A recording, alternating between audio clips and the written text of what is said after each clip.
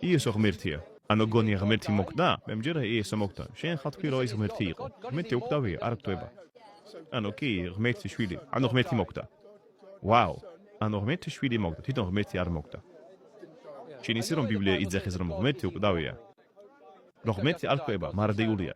იესო არის ღმერთია. ის ჩამოვიდა რომ იმსახუროს. ის თავისი ნებით მოკდა ჯვარზე. იცი რომ ბიბლია იძახეს რომ ღმერთი არ გტვება.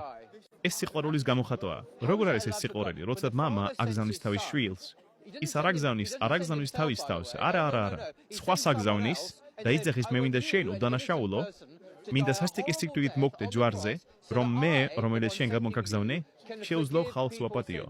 ეს არ არის სამართლიანობა, ეს არ არის სიყვარული. სიყვარულია. არა, როგორ არის სიყვარული, როცა სხვას ვაგზავნი? სიტყვაზე თქვა ჩემი შვილი. არ გეწყინოს.